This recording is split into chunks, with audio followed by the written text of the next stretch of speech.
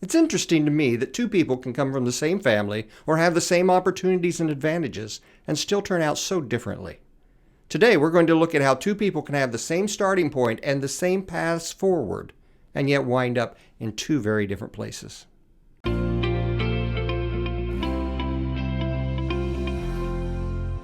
Saul and David had similar starts and paths before them, but they wound up in very different places. In 1 Chronicles chapter 10, you read the very sad story of King Saul. He was picked from obscurity, placed in the position of king, and told by God that he would prosper if he was obedient.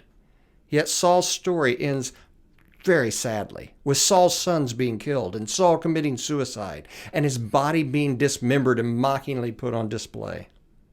But then, in 1 Chronicles chapter 11, the very next chapter, you pick up on the story of David. And here's another man who was picked from obscurity, and he was placed in the position of king and told by God that he would prosper if he was obedient.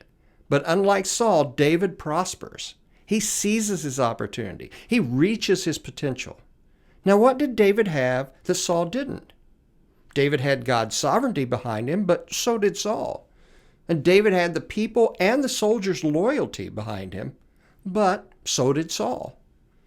So what was the difference between these two men? Well, the difference is that David had integrity.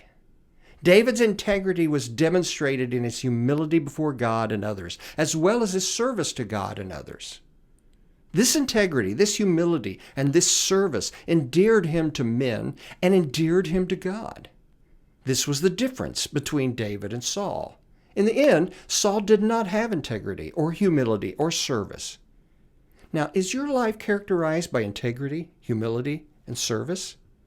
Your answer to this question could very well determine the course of your life. So ponder that this week, and we'll see you next week.